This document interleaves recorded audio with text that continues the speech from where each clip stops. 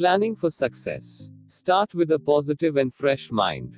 Imagine becoming successful. Einstein said that imagination is more important than knowledge.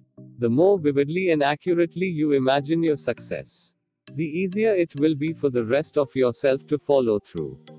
The same way engineers first imagine a bridge and then build it, you can be the engineer of your success too. Dedicate a few minutes every day to imagining your success. Imagine yourself in a movie in which you are successful.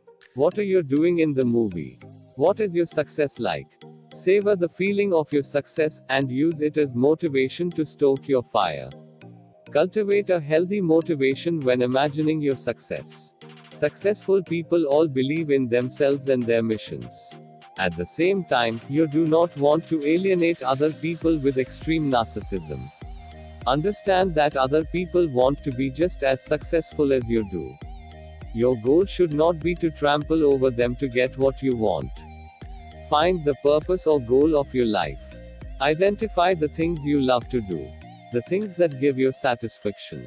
Once you identify what you love to do, use this information to find the purpose of your life or the objective of your life. Finding what you love to do will give you motivation along the way. Imagine being forced to do a triathlon when your true passion is chess. Pretty difficult, huh? Now imagine the opportunity to participate in a chess tournament. It's much easier to persistently chip away at your goal if your goal is something you enjoy doing. Write what your motivations and goals for yourself are. How do you figure out a purpose or goal in life? It's different for everyone. And for some it's difficult, but there are several ways you can try to figure it out. Talk with a career coach or visit a good psychologist. Try out several different careers, remembering that even a less than fulfilling job can help you learn. Try making a career out of something you love.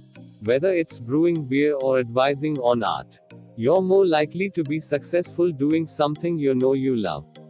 Define the meaning of success as you see it. You cannot have success if you do not know what it means for you. Everyone views success differently, and using someone else's standard for success is like eating another person's lunch and expecting to love it.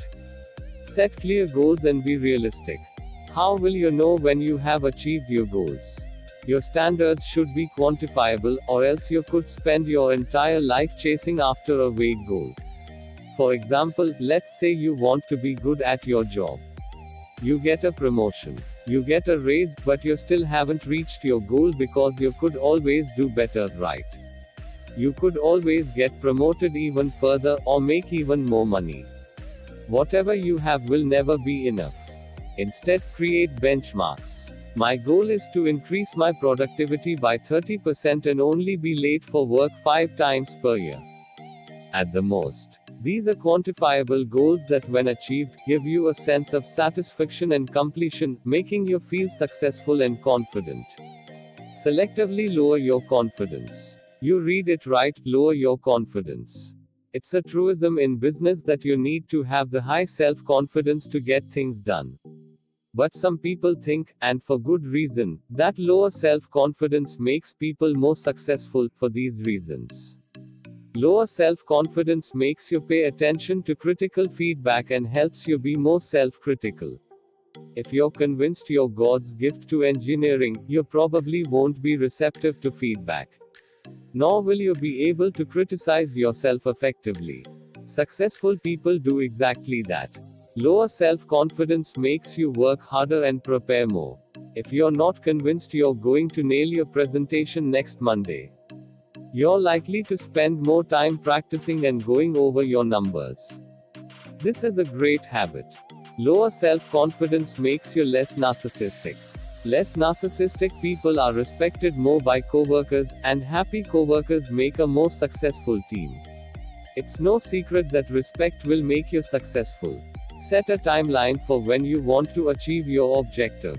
If you don't know when you will achieve your objective by, then it's hard to know whether you have failed. Give yourself a timeline that is difficult but doable. Winning a Tour de France from scratch in 2 years is not reasonable. But booking a comedy gig in front of at least 20 paying customers probably is. Identify the things, skills, material needed to achieve your objectives. If you want to be a famous speaker, for example, you need a broad vocabulary, subject knowledge, speech writing, voice clarity, and presentation skills. This is identifying short-term objectives to achieve long-term goals.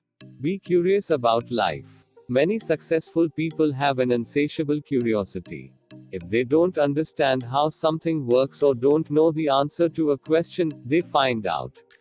Often, this takes them on a quest of self-discovery, one in which the journey is just as important as the destination. Identify the skills you need to sharpen and the skills you can outsource. Outsourcing is all about time management. You may think of yourself as a superman or superwoman, but there are limits to your powers.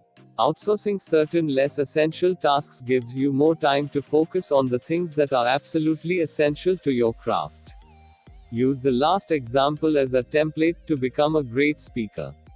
You need to improve voice and presentation skills, as these are the basic skills needed for a speaker. But if you are lacking speech writing or subject knowledge skills, you can try to outsource them to an expert. This is called working smart. Many great leaders don't write their own speeches, they focus on delivering it right. Thanks for watching the Book Icon YouTube channel. Please subscribe and share for more information videos.